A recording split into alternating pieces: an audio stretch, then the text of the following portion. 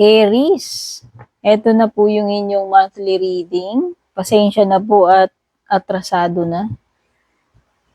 Oo, kasi nagkasakit ako. Nagka-migraine ako ng mga 1 week. Sorry naman po. Pero at least nandito tayo, itutuloy pa rin natin yan, syempre. Hindi pwedeng hindi. Sun, Moon, Rising, or Cross Watchers. Tingnan natin yung mga energies. Ito yung July 2026 forecast reading mo, supposedly. Okay. Pasensyaan nyo na, tubod lakas ng ventilador ko dito dahil mainit. Wala ako. Kaya lahat ng bagay dito nililipad. Yung unang card mo, Mountain. Mountain, Tower, Fox, Ship.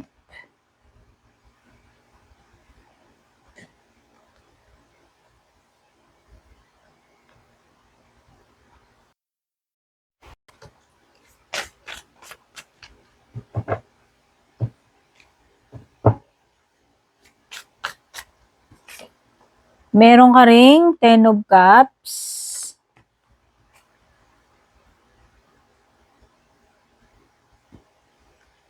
Nakikita ba? Sana nakikita.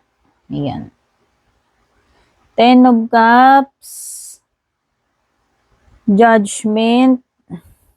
Nililipad kasing tablecloth ko, guys, kaya dinadaganan ko ng cards. Queen of Pentacles reversed. The Sun card reversed. Three of Swords. Tapos, sa bottom you have the Hanged Man. No? Mga numbers na lumalabas sa cards mo, dear, pwede may mga repeating numbers dito, ha? Kung ano yung mga makikita ko sa cards, yun yung mga numbers na ibibigay ko sa inyo. Merong number 10, number 20, number 19, number 3, number 12, number 21. Again, number 19, ayan, naulit. Dalawang 19. Tapos merong 14 and number 3. Dalawang 3, dalawang 19. Ayan. Mga zodiac signs dito sa cards mo. Si Hangman, Pisces energy ito eh. Pwede rin namang may Scorpio dito or Leo. Meron kang kakaharapin. And this is something big, Aries. Kasi ayan ang mountain. Pag lumilitaw kasi yung mountain, this is challenging situation. At kung ano man ito, problema or balakid, / obstacle, malaki ito. So, you are literally facing a mountain. Sinasabi nga rito sa card na ito. So, aside dun sa mga obstacles, pwedeng merong pagbagal or delay. No? Basta ito ay malaking challenge or obstacle na kailangan mong kaharapin. Pwede rin itong warning kung magiging matigas yung ulo mo. Pwede rin aside sa delay, pwede rin merong enemy. So, yung enemy, hindi lang naman always tao yan. No? Sabi ko nga, it's anything na pwede maging makalaban mo, makaharap mo. No? Halimbawa, mountain yan. Malaki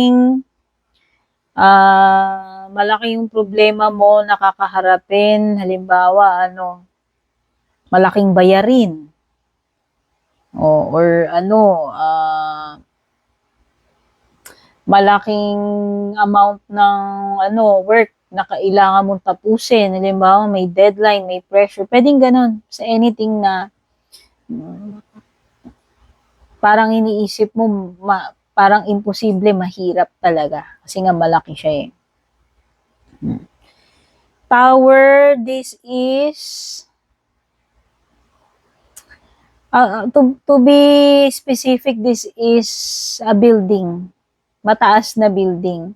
Kasi sinasabi dito, pwedeng may mga official buildings dito. So, pwedeng may mga pupuntahan ka, sikasuhin ka, ifa-file ka sa mga opisina or government, o pupunta ka sa mga government buildings kasi nga meron kang mga sikasuhin. O, kasi kailangan mo ng parang meron ditong ipa-file Kailangan ng approval, authorization. No? Kung description nito, it could be anything. Mataas. Like mataas yung pride, mataas yung ego, mataas yung rango, mataas yung presyo, no? Ito kanina description malaki, mabigat, no? Ito naman mataas. Kung ano to, bagay mataas yung value niya. Sabi ko nga, kung pride, ego, mataas yung pride, ego. Okay? Pero kasi pwede rin itong period ng pagiging solo. Detachment, pag-isolate ng sarili mo. Period ng retreat. Parang hermit, no? Mala hermit yung energy. Fox, ito yung person na clever. Mag-ingat ka rito. Baka mamaya merong hindi magandang motibo. Baka mautakan ka, maisahan ka. Ayan, may trickery kasi dito At saka ito yung card ng warning caution. Parang pinagsasabihan ka talaga na mag-ingat ka rito. Situation man ito person. Kung person to, very clever siya. Kaya lang hindi maganda yung niya. Yung talino niya ginagamit niya sa hindi magandang bagay. Pwedeng mag-take advantage, no? May pagta-travel dito with the ship card. May mga sasakyan pwedeng literal na barko, katubigan, baka may pagta-travel by sea, by water, or yung iba sa inyo sa barko kayo talaga nagwo-work. Mayroong element ng overseas/abroad, baka OFW kayo, yung asawa ninyo, kamag-anak ninyo, family member. Pero pwede rin kasi talaga may pagta-travel, long distance travel po ito.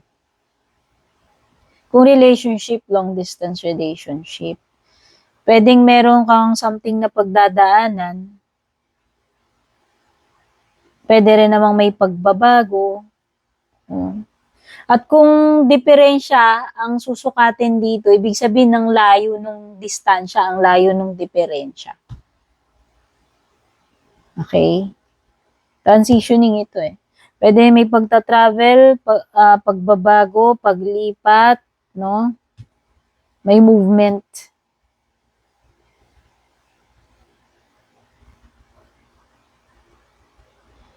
By the way guys, maraming salamat po sa inyong patuloy na pag-aabang, pagsuporta, pagsubaybay. Thank you sa mga lahat ng nag-like, follow na nag-subscribe. At sa mga magpa-follow pala, magsusubscribe, thank you in advance. Yung mga hindi umaalis sa membership subscription, mga laging nagpapadala ng star, super thanks, nagko-comment, nagla-like, nag-share, hindi nag-skip ng ads, thank you. Private reading, kung sa YT ka nanonood, tignan mo sa description sa ibaba or ipipin ko sa comment section kung saan ka pwede magpa-private reading sa akin. At kung saan yun sa one and only official FB page ko. Purple Teen, Meta-Verified, may check sa dulo. Pag walang check sa dulo, hindi po ako yun.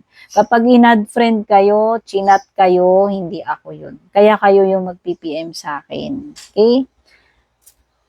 Kung type nyo naman guys, yung mga sinusuot ko rito, mga nakikita ninyo, ayan, katulad nitong citrine bracelet na ito. Ilalagay ko yung product link dyan sa screen or sa description or sa comment kung saan ko na nabibili yung mga ganyan. Okay?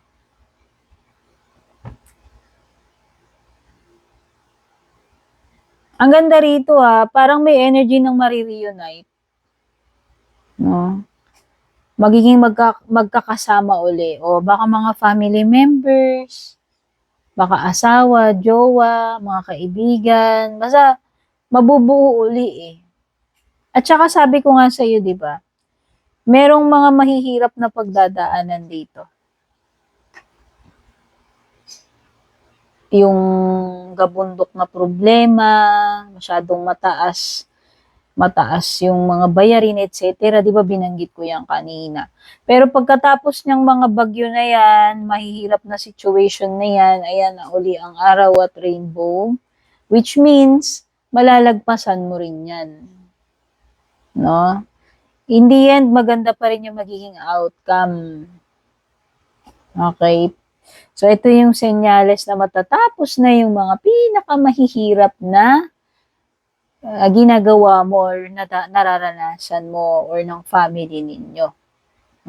By the way, ito yung happily ever after card ko. So, sabi ko nga, in the end, magiging maganda pa rin yung outcome. Or merong something na masaya na mangyayari or blessing na marireceive sa family. Pwedeng may katuparan ng wish. No? Ito yung pagiging kumpleto, fulfilled, happy together. So, yung iba sa inyo, pwedeng marireunite kayo sa kamag-anak nyo or family member nyo na nasa abroad, malayong lugar, or OFW. Or meron ngang something na ma-accomplish, matutupad sa family. O yung iba naman, marireunite kayo with someone. Yung iba, pwedeng magkakaroon ng pakikipag-ayos, reconciliation, magiging magkasama uli. Para kasing yung feeling nitong card na to sa akin, yung sama-sama kayong bubuo doon sa pangarap ninyo or goal ninyo. Ayan.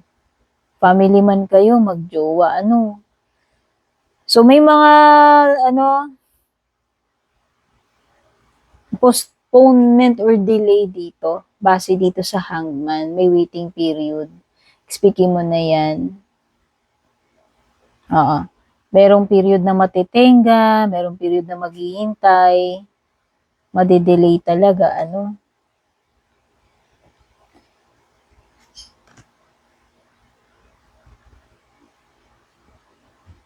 meron ako na-feel na pagbabago ng isip.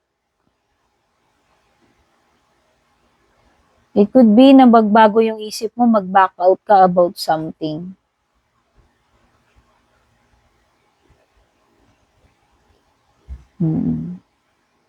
Merong mga agaw eksena dito, merong mga gustong sirain yung magandang mood mo. Pero hindi mo yan i-allow, of course, diba? So, do not allow itong mga negative na bagay na to, situation or tao na ma-influence ka nila. Okay? Or i-dictate nila yung happiness mo. So yan, meron lang ditong mga magre-rain on your parade. Ibig sabihin nga yung gustong sirain yung magandang araw mo. No? So, pero hindi ka naman magpapa-apekto actually. Pero pwede kang magka-problema about money, isa yun. Or pwedeng delay lang talaga to sa ine-expect mong pera kasi may delay eh. Okay, nakasuspend. Meron talagang healing. Whether ito yung mga alitan sa family, magkakaibigan, or magjojowa, or mag-asawa. Sabi ko nga, may healing, reconciliation, merong mabubuo, magkakasama uli, happily ever after yung ending. So, kahit na anong maging problema ninyo dyan, pagdaanan ninyo, tampuan ninyo, sabi ko nga, in the end, magiging happy ending pa rin. Hindi mananalo yung mga gustong sirain yung happiness mo. Hindi nila mapipigilan ang pagsikat ng araw dyan. Kahit na anong gawin yung mga kampo ng kadiliman na yan, hindi mananalo. Okay? So, sa career mo, maganda. Meron ditong baka makatanggap ka phone call, email, o baka makapasa ka sa interview. job application, yung mga ganyan. Pagdating sa love life mo, sa tingin ko matatauhan na itong person na to, marirealize niya yung dapat niyang mag-realize. Marirealize niya yung dapat niyang ma-realize. Para sa mga nagkaroon dito ng kawalan ng communication or nagkahiwalay, nakikita ko mare-revive pa rin yung relationship eh. Pwede pang maibalik sa dati. Magkakaroon ng healing, yun nga, forgiveness, healing, tapos marireunite, and magiging happy ulit, happily ever after nga, yung di ba sinasabi ko. Okay?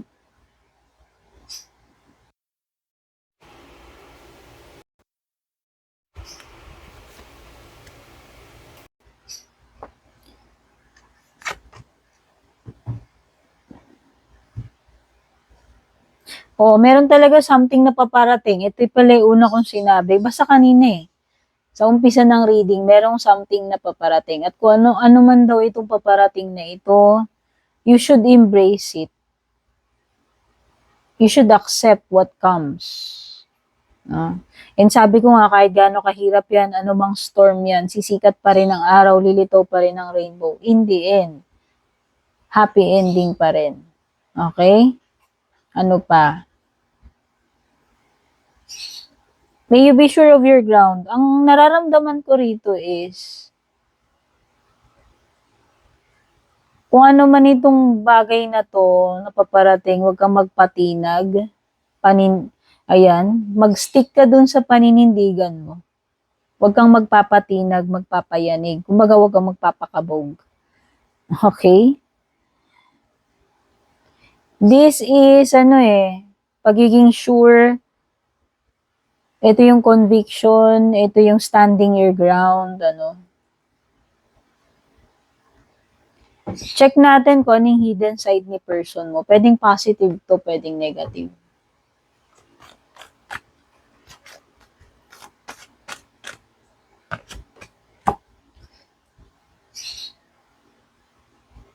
Wow, itong person mo, pure. Pure ito. Pwedeng pure yung intention niya sa'yo, or talagang meron siyang pureness sa sarili niya mismo, sa personality niya. O baka maaaring virgin pa nga ito, kasi basta pinipreserve niya yung purity niya eh. Malinis itong person na to, kumbaga. Hindi siya yung pasaway, hindi siya yung shabby or kung ano-ano na lang na wasted. Hindi siya ganun. No?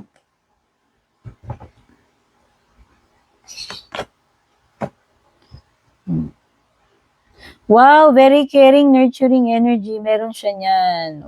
Puro positive yung lumitaw sa kanya na hidden aspect niya na hindi mo alam. Mapasensya, mapag-alaga, merong unconditional love, hindi man sa'yo, basta ito eh. Ganito yung personality niya. Hindi lang sa love life niya. No? Siya as a person. Nurturer ito. Caring, loving, patient. Naman natin yung sa'yo. Real talk mo rito. Itong dalawang last cards.